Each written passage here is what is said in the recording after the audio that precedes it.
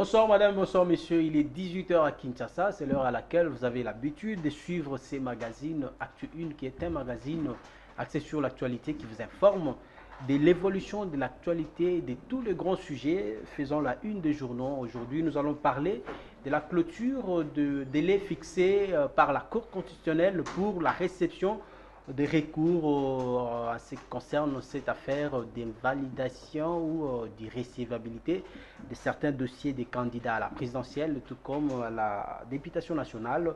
Mais nous parlerons également de l'affaire Bemba, dont la séance, si pas le verdict sera prononcé incessamment dans le mois prochain, déjà à une ou deux semaines de la date fixée pour l'audience. Très spécialement dans ces magazines, nous aurons le plaisir de débattre ou de décrypter l'actualité avec un cadre ou un communicateur de l'Université populaire. Et il s'agit de Blanchard Mongomba. Il est, comme je l'ai dit tantôt, communicateur de l'Université populaire et juriste de son État. Avec lui, nous ferons le point sur le grand sujet d'actualité dont je viens de vous faire part ici. Place à présent aux éléments préparés par la rédaction de la RTVS pour vous. Et on se retrouve pour la suite de l'Actu 1.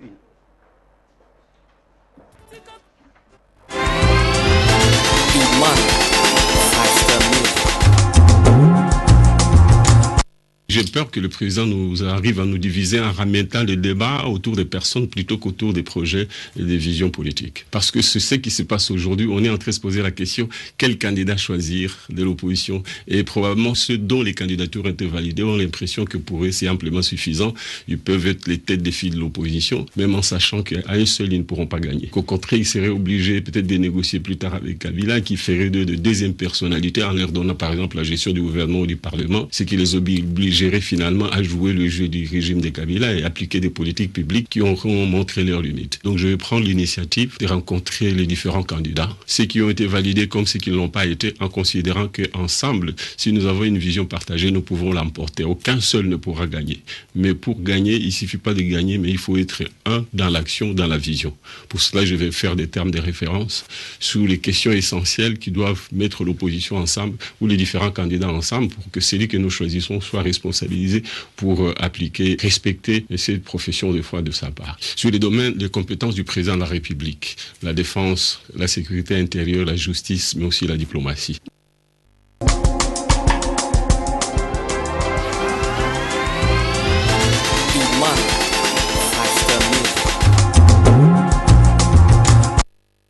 L'information judiciaire ouverte contre Moïse Katumbi par la justice belge est qualifiée d'un acharnement pur et simple par Moïse Monidela. Moïse Katumbi est un citoyen congolais qui se rapproche de rien, qui a eu un passeport en bonne et due forme, mais son passeport a été déconnecté.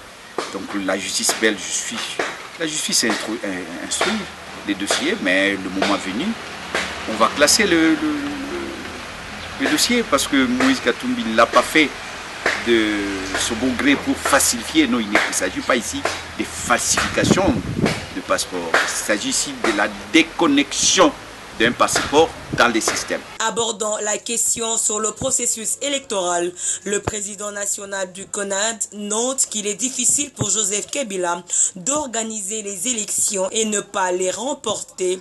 Il appelle en outre l'opposition congolaise à ne pas être distraite face à ces enjeux. Je ne vois pas Kabila organiser des élections pour les perdre. Si les gens croient cela, c'est une illusion. Kabila organise des élections avec sa machine ou ses machines à voler, avec un dauphin. Vous voyez, c'est pour ça que je dis il y a tout d'abord le préalable. Les préalables, nous devons avoir une élection inclusive, transparente, crédible, sans machine à voter et sans doublons, plus de 10%.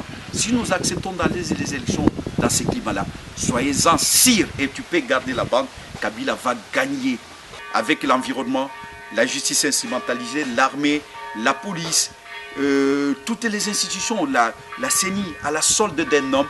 Non, il faut se battre tout d'abord pour que l'élection puisse être libre, transparente et démocratique. Moïse Monidela confirme que la plateforme Ensemble reste toujours fidèle à Moïse Katumbi comme unique candidat à soutenir lors des élections du 23 décembre 2018.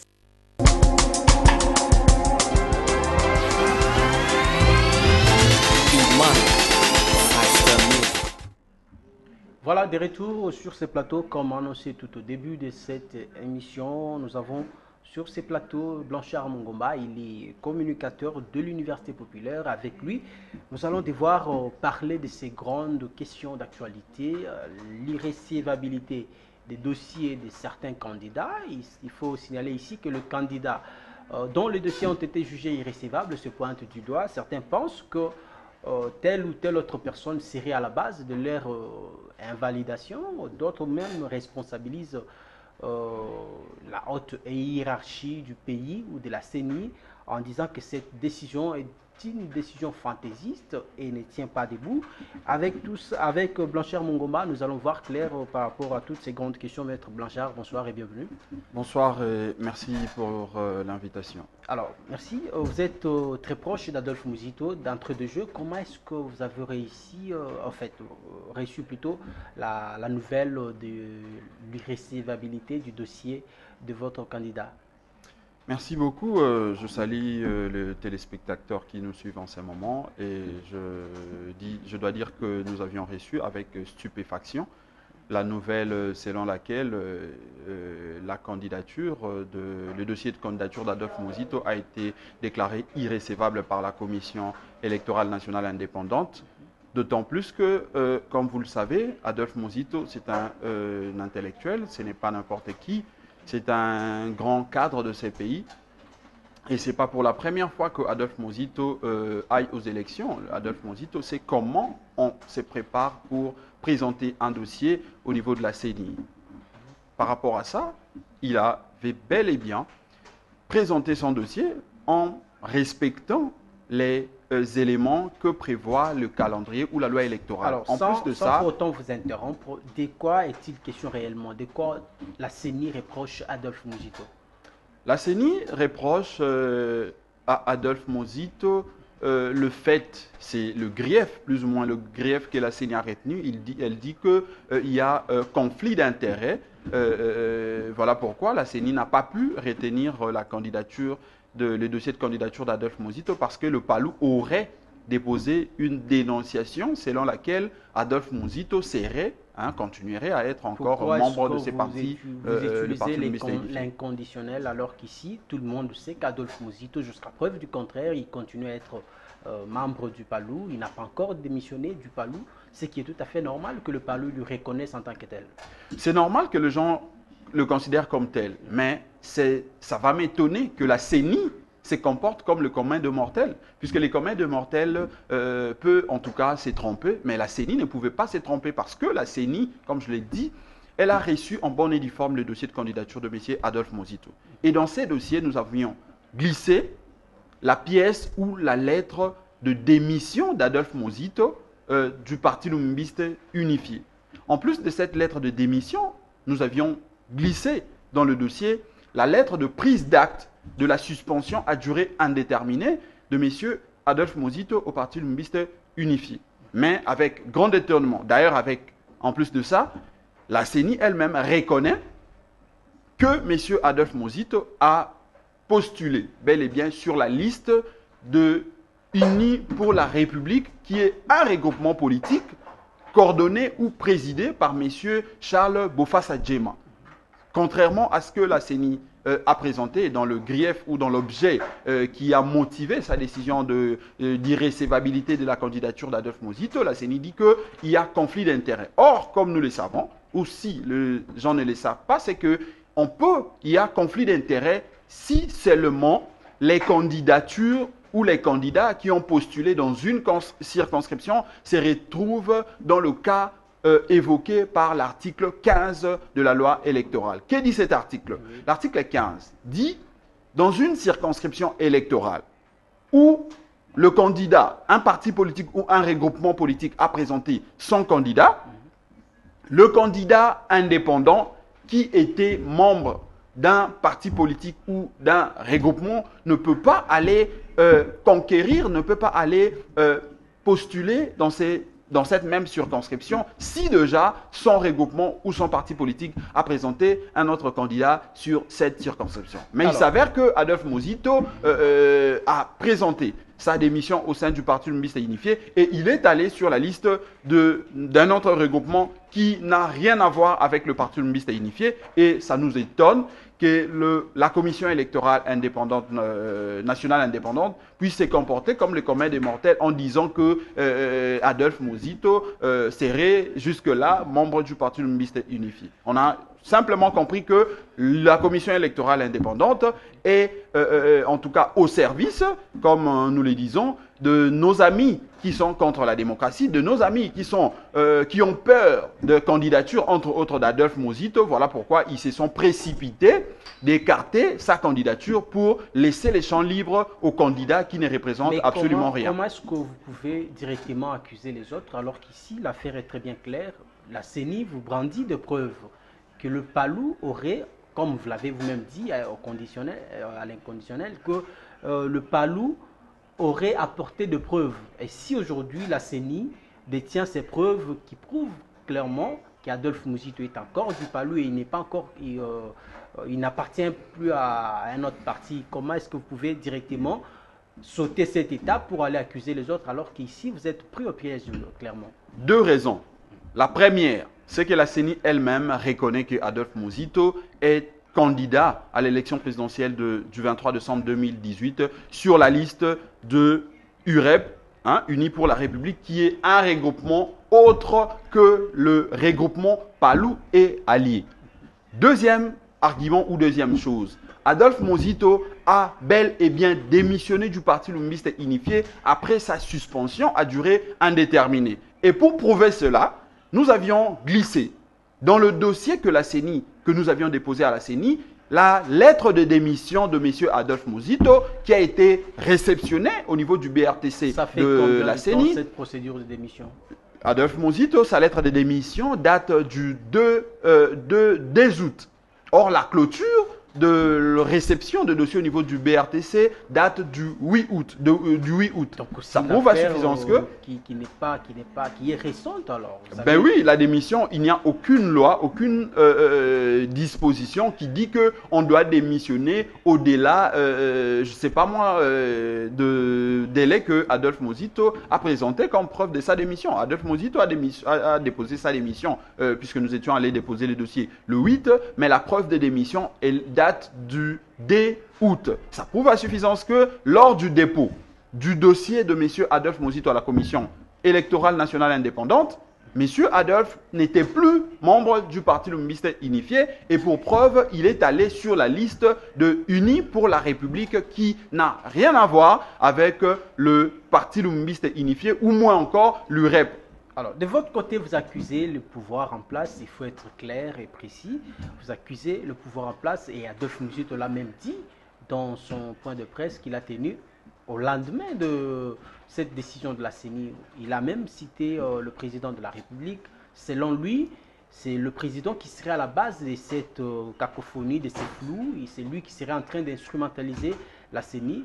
Mais d'une autre part, on entend une voix Telugi Kizenga qui semble dire lui aussi qu'Adolphe Muzito est celui qui a créé la cacophonie, qui a entraîné même l'irrécevabilité du dossier de son père.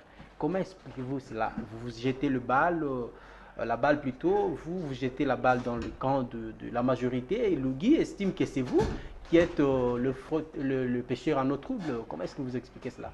Vous savez, pour faire une analyse objective, il faut être intelligent. Et nous pensons que M. Lugui Kizenga doit, une fois de plus, rentrer, je ne sais pas moi, dans son bureau ou au salon, ou voire même à la commission électorale indépendante, nationale indépendante, pour qu'on lui explique la vraie raison, le terme que la CENI a utilisé. Puisque ça se voit clairement que la CENI dit que si la candidature du patriarche Antoine Kizenga n'a pas été retenue, c'est parce qu'il y a un problème des signatures. Nulle part, on parle de Adolphe Mozito. Mais si Lugui Ngizenga ne sait pas comprendre cela, je suis très désolé, il doit rentrer à la CENI pour que cela lui soit expliqué de manière claire s'il a du mal à lire et à comprendre cela. Mais s'il faut répondre clairement à cette question, je dirais plutôt que c'est Lugui Ngizenga qui crée le problème, qui a créé les problèmes d'ailleurs pour que la candidature d'Adolphe Mozito ne soit pas retenue. Or, je dois relever ici le fait que Lugui Ngizenga, puisque c'est lui qui a signé, qui aurait signé, puisque jusque-là, on a demandé et à la CENI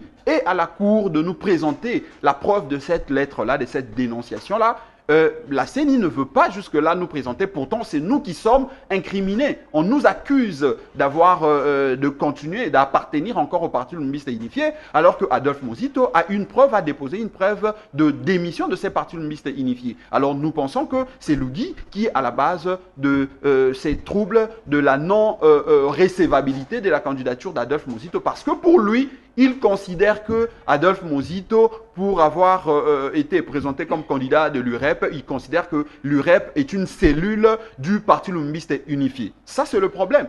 Il doit comprendre la charte, plutôt les documents, les 5 documents de base du Parti Lumbiste Unifié. Il doit encore intérioriser le règlement intérieur du Parti Lumbiste Unifié, puisque là, il me semble que Lugui a du mal à comprendre les dispositions légales ou les dispositions statutaires du Parti Lumbiste Unifié et même les dispositions qui réglementent le fonctionnement interne de son parti politique. Alors, Lugui, il ne peut pas justifier son forfait devant le militant en disant que c'est Adolphe Mozito qui serait à la base de l'irrécevabilité de la candidature d'Adolphe Mozito, alors que Lugui a encore assez justifié devant le membre du regroupement politique Palou et Alliés, parce que l'entité qui est reconnue par la Commission électorale nationale indépendante, ce n'est pas le Palou comme parti politique, mais c'est plutôt le Palou et Alliés qui est un regroupement qui regorge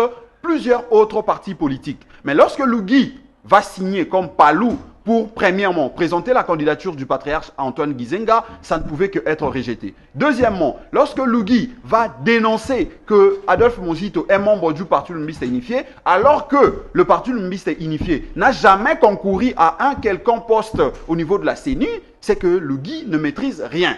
Nous disons ici que cette accusation est une accusation vide qui n'a aucune substance et nous demandons à Lugui de rentrer encore à l'école du parti, de rentrer encore à la Commission électorale nationale indépendante pour se faire expliquer toutes ces dispositions, tous ces griefs pour qu'il essaye d'expliquer aux militants les vraies raisons qui ont fait que la candidature du patriarche Antoine Ngizenga, que lui, Lugui, a semblé, en tout cas, s'est joué. Pourtant, nous disons que le patriarche est le patriarche, non seulement du Parti Lumbiste Unifié, mais le patriarche du Congo. Lui, il a voulu se jouer du patriarche et nous pensons que Lugui, il l'aura assez justifié devant l'histoire.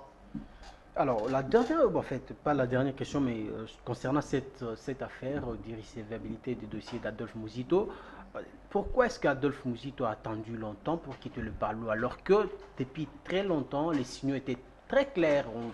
On ne voulait plus d'Adolphe Mozito depuis très longtemps. Il a été suspendu plus d'une fois pour des griefs qui semblaient être infondés selon certains analystes. Il a attendu jusqu'à la veille des élections pour qu'il soit aujourd'hui confondu au Palou. Pourquoi est-ce qu'il ne s'était pas décidé? Pourquoi ces comportements indécis d'Adolphe Mozito depuis très longtemps, pendant qu'on l'a malmené, il a été suspendu plus d'une fois. Et il attendait quoi en fait?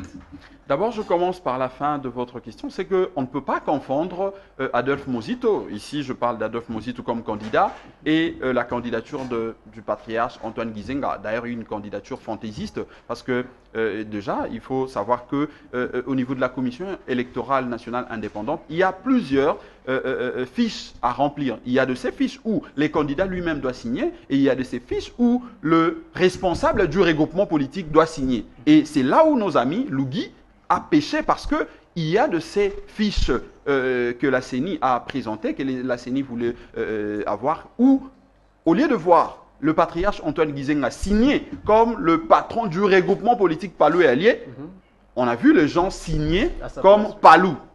Il y a de ces fiches où on devrait voir le candidat lui-même signer. On a vu d'autres gens signer sans avoir mandat. C'est ça le vrai problème. Alors, pour revenir à votre question, pourquoi est-ce que Adolphe Muzito a attendu longtemps pour démissionner? Non, nous pensons qu'il y a plusieurs manières de faire la politique.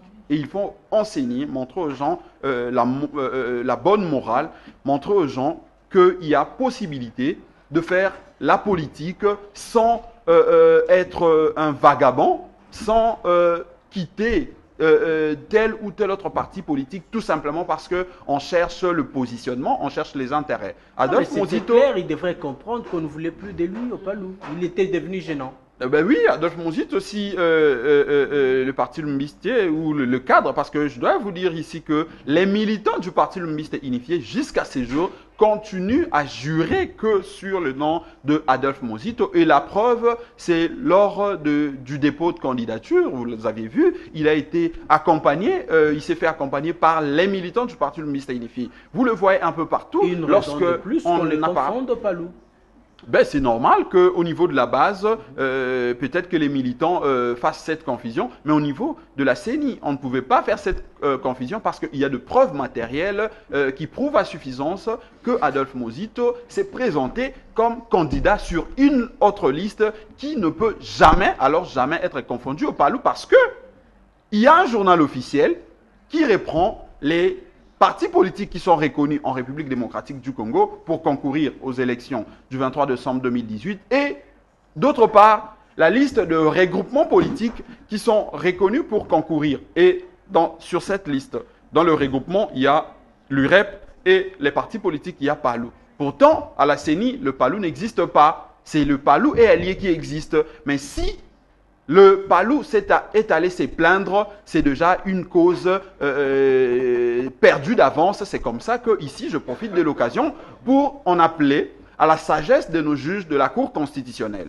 Que nos juges ne s'adonnent pas à cette aventure. Que nos juges ne se comportent pas comme la CENI s'est comportée en voulant plaire à certaines personnes ou à certaines personnalités, en voulant tout simplement écarter la candidature d'Adolphe Muzito parce que Adolphe Muzito continue à déranger par sa popularité, par sa capacité de proposer des politiques publiques qui seraient plutôt alternatives aux politiques qui ont échoué. Voilà pourquoi ils se sont dit nous devons écarter la candidature de ce monsieur, sinon nous risquerons de nous retrouver nulle part alors que nous continuons à crier que c'est les dauphins qui passera. C'est une stratégie de nos amis qui sont au pouvoir. Vous avez ouvert la prêche, on va maintenant parler de la Cour constitutionnelle. Lorsque j'ai suivi les différentes réactions de candidats concernés par cette affaire d'irrecevabilité des dossiers, Adolphe Muzito, tout comme Jean-Pierre Bemba, les deux émettent un peu de doute quant à l'indépendance de cette Cour. Comment expliquer que vous allez aujourd'hui vous présenter à la Cour ou vous plaindre afin que vous soyez rétabli dans vos droits, tout en étant hésitant, tout en étant méfiant? Comment est-ce que cela va passer ou marcher? Parce que déjà, vous ne faites pas confiance à la Cour constitutionnelle. On peut considérer que c'est un combat perdu d'avance et autant mieux laisser qu'aller se plaindre pour passer du temps inutilement. Nous, Adolphe Muzito, nous sommes de républicains. En tant que républicains, on ne peut que se soumettre aux dispositions légales de notre pays. Donc, les dispositions vous le légales faites par formalité. Non, ce n'est pas par formalité. C'est-à-dire que parce la que loi. Vous mettez des doutes. Comment peut-on expliquer le fait que vous soyez méfiant par rapport à la Cour et vous y allez quand même? D'abord, ici, je commence par le principe. Le principe voudrait que lorsque votre candidature a été recalée, que vous puissiez vous présenter devant la haute juridiction de la République démocratique du Congo, qui est la Cour constitutionnelle, pour pouvoir présenter vos prétentions, vos moyens de défense, pouvant amener la Cour amener la Cour par sa sagesse à vous rétablir selon que vous apporterez les arguments. Et les moyens, les arguments de droit que nous avons, nous considérons que la Cour, en tout cas avec toutes les possibilités, avec tout le moyen que cette Cour-là a, va simplement réhabiliter la candidature d'Adolphe Muzito parce que sur le plan de droit, sur le plan légal, nous ne voyons aucun élément, puisque je vous ai démontré ici que Adolphe Mozito est allé sur la liste des UREP, Antoine Gizenga était présenté sur la liste Palou. Et même pas Palou et allié Palou. Ça, c'est déjà un problème même au niveau de la Commission électorale nationale indépendante. Deuxièmement, je vous ai démontré ici que Adolphe Mozito a bel et bien démissionné du Parti Mixte Unifié. Il y a une preuve dans le dossier déposé à la CENI et nos amis ont introduit une dénonciation ou un recours comme quoi Adolphe Mozito serait encore membre du Parti Mixte Unifié, contradiction. Et ça, c'était sur le plan de principe. Nous considérons qu'en tant que républicains, nous devons nous soumettre au dictat ou à la voie que nous orientent les textes légaux de notre pays. Mais maintenant, en tant que politique, nous réfléchissons en disant que, puisque ça saute aux yeux, de manière claire, que la candidature, le dossier d'Adolphe Mozito ne pouvait en aucun cas faire objet de doute devant la CENI, encore que ici, je dois dire que la CENI s'est comportée comme une juridiction, comme une cour, alors qu'elle n'en a pas les compétences de par la loi qui l'organise, la loi organique. La CENI n'est là que comme une caisse censée réceptionner et classer les dossiers. La CENI est allée au fond pour trancher en disant que le Palou a dénoncé, les Palou a accusé et nous nous sanctionnons. Si vous considérez aujourd'hui qu'au sein de la CENI, on doit tout simplement réceptionner des dossiers, la SECO, on ne doit pas tenir compte de certains détails, on va réceptionner du n'importe quoi. Non, mais c'est à la Cour justement, Mais ce travail doit se faire aussi à la CENI, pour non-conformité, la CENI... Lorsque vous ne remplissez pas des conditions, par exemple. Mais malheureusement que nous sommes dans le critère, nous sommes de ceux qui ont rempli les conditions, parce que vous verrez, d'ailleurs, je crois que ça sera devant la Cour, ou même dans des émissions beaucoup plus élaborées que vous aurez à organiser, nous reviendrons pour démontrer que Adolphe Mozito, la CENI ne lui reproche rien sur le plan de dossier, sur le plan de principe est dicté par la loi électorale et même le calendrier. On a déposé le dossier en bonne et due forme et dans le délai. Mais maintenant, si la CENI a recalé la candidature, le dossier de candidature d'Adolphe Mozito, c'est parce que la CENI a estimé que le Parti Mixte Unifié avait le droit de faire recaler la candidature d'Adolphe Mozito, alors que la CENI elle-même reconnaît que Adolphe Mozito est venu ou a déposé sa candidature sur la liste d'un autre regroupement. Il y a une contradiction et nous allons les démontrer devant le juge de la Cour constitutionnelle pour prouver qu'il y a incohérence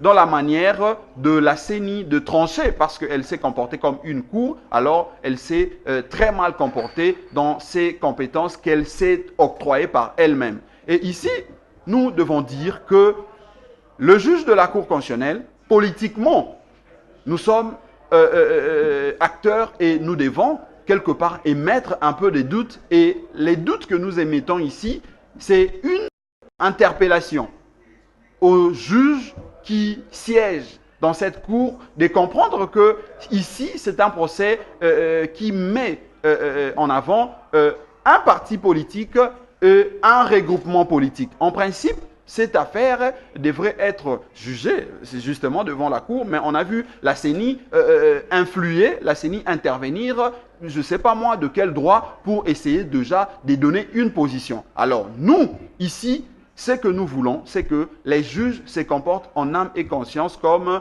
des hommes de droit, comme des hommes qui sont censés uniquement dire le droit et non influer et non subir la pression des politiques pour mettre de côté la candidature de X ou de Y. Parce que sur le plan de droit, sur le plan constitutionnel, tout Congolais qui remplit les critères, qui remplit les conditions, a le droit justement de présenter sa candidature à condition qu'il puisse remplir les éléments, qu'il remplisse les conditions que prévoit la loi. Et pour le cas d'Adolphe Mozito, nous avions bel et bien rempli les conditions que prévoyait ou que prévoit la loi électorale. Donc l'article 15 que la CENI a évoqué pour mettre de côté la candidature de M. Adolphe Mozito, vous lirez après cette émission, vous vous rendrez compte que la CENI s'est tout simplement trompée, ou si elle ne s'est pas trompée de bonne foi, elle n'a fait que appliquer un dictat d'une partie à la course aux élections du 23 décembre 2018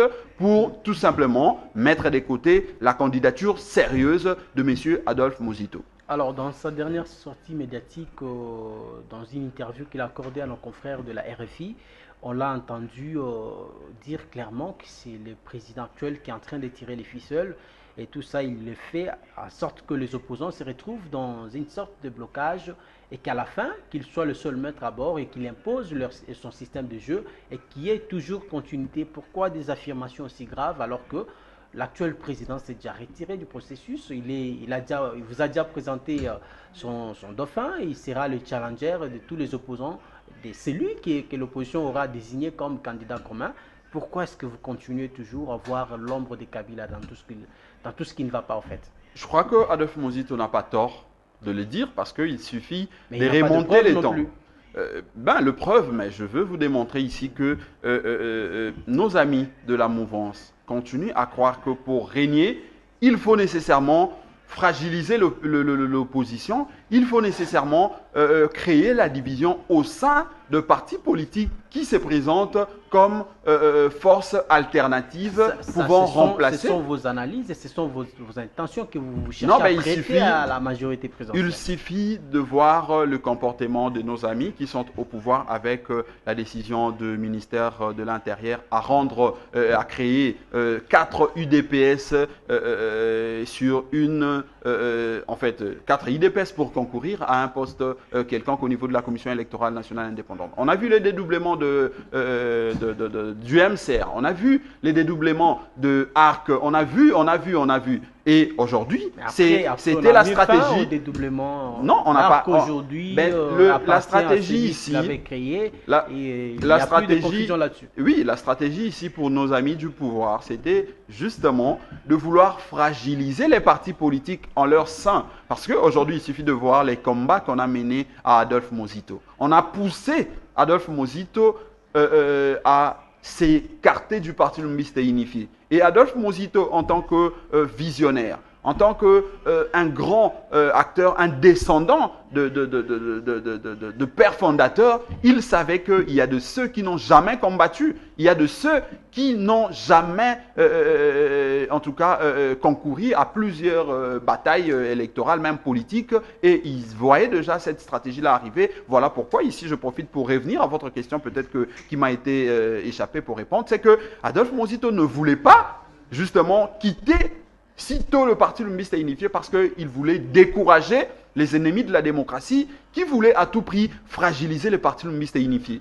Et Adolphe Muzito, comme un descendant, il voulait jusqu'à ces jours préserver le Parti Lumbiste Unifié. Il préfère aller démissionner, aller tout seul, présenter sa candidature, mais préserver l'existence du Parti Lumbiste Unifié parce qu'il y a de ceux-là qui n'ont pour seul objectif que de vouloir fragiliser les partis politiques qui se présentent comme force alternative à leur politique publique, qui n'a pas réussi, qui n'a pas pu donner aux Congolais leur meilleur profil. Et aujourd'hui, si on sent que c'est Adolphe Muzito ou tel autre candidat qui veut se présenter pour apporter une politique nouvelle, on doit forcément chercher à fragiliser. Et quand Adolphe Muzito le dit, il n'a pas tort parce que, on l'a vu comme je venais de vous le démontrer là, c'est que ce sont nos amis qui sont au pouvoir, qui mettent le batterie en marche pour créer cette zizanie au sein de l'opposition, pour créer du désordre au sein de la classe politique. Ce sont vos pensées,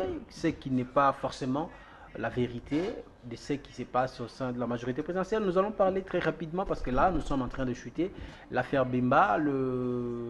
Jean-Pierre Bemba a été, vous êtes également juriste, Jean-Pierre Bemba a été, son dossier était déclaré irrécevable à cause de cette affaire des subornations des témoins, dont d'ailleurs l'audience est fixée pour le 17 septembre prochain. Aujourd'hui, comment vous analysez cette situation, l'affaire subornation et par rapport à ce que dit la loi en termes de conditions, de critères à remplir pour être éligible à la présidentielle surtout? une raison de plus qui vient corroborer aux arguments que je venais de vous présenter tout à l'heure, que la CENI est là pour manœuvrer au profit de nos amis qui sont à la mouvance, au profit de nos amis qui veulent se pérenniser au pouvoir, qui veulent nous imposer le parti unique, qui veulent nous imposer la dictature du régime, des régimes passés.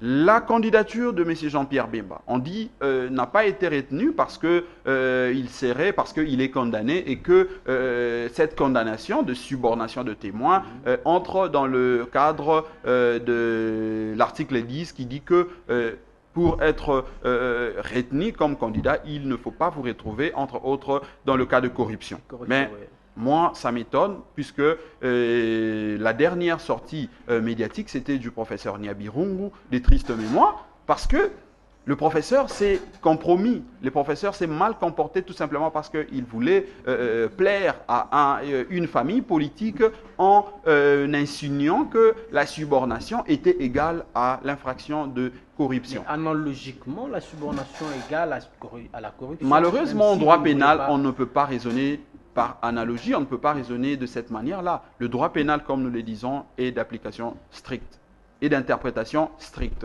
Le code pénal congolais parle de la subornation dans une autre disposition.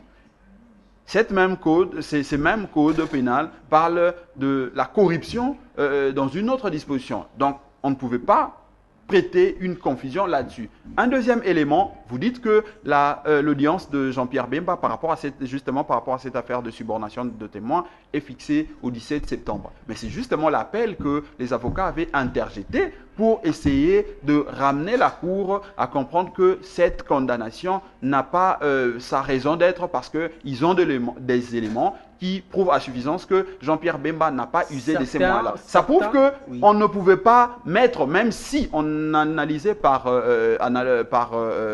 en tout cas de cette manière-là, en disant que Jean-Pierre Bemba, l'infraction de subornation était égale à l'infraction de corruption. Puisqu'il n'y a pas une décision finale, c'est que Jean-Pierre Bemba est encore innocent. Un élément important, certains de vos collègues juristes ont démontré clairement que Jean-Pierre Bemba a été définitivement condamné, mais l'appel qui a été interjeté, c'est par rapport à la durée ou à la peine fixée pour qu'on puisse revoir en hausse ou en baisse la peine qui lui a été affligée.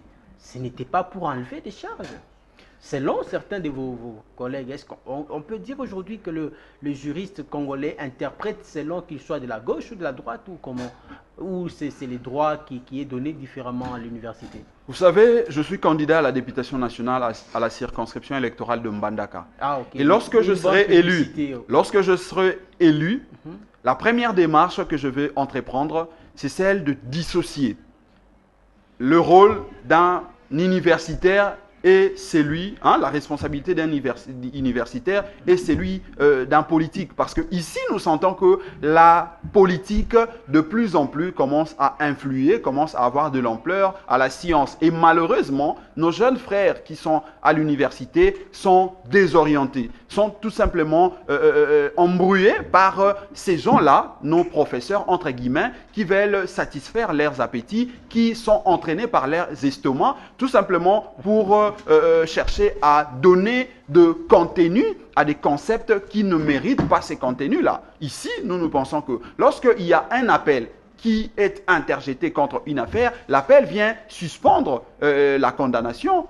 que l'incriminé ou l'auteur fait objet. Ici, on ne peut pas dire que, puisque l'appel a été interjecté, Jean-Pierre Bemba a été condamné de manière définitive. On est condamné de manière définitive lorsque on appelle le juge ou la cour estime que effectivement la décision de la première chambre a été irrévocable selon certains de vos camarades. Non, mais si la décision était irrévocable, on ne pouvait pas aller en appel. Puisqu'on est allé en appel, il y a possibilité que que le juge puisse revoir et le taux de la peine et même l'infraction parce qu'on estime que cette condamnation-là n'a pas le soubassement qui a été présenté par la première chambre ne reflète pas le fait que l'on reproche à M. Jean-Pierre Bemba. Merci et c'est là, beaucoup. je veux finir par là, qui prouve que justement, nos amis du FCC ont peur de nos candidats, de certains candidats, entre autres Adolphe Mosito et Blanchard Jean-Pierre Mangomba, Bemba, merci pour beaucoup pouvoir d'être laisser les champs venu. libres à Merci. leur dauphin, entre guillemets. Merci, on est arrivé pratiquement à la fin. Madame, monsieur, vous avez compris qu'on était, on s'est plus apaisanti sur Adolphe Mosito parce qu'on avait, bien sûr, un de ses lieutenants sur ces plateaux, quoi de plus normal, qu'on parle plus de lui.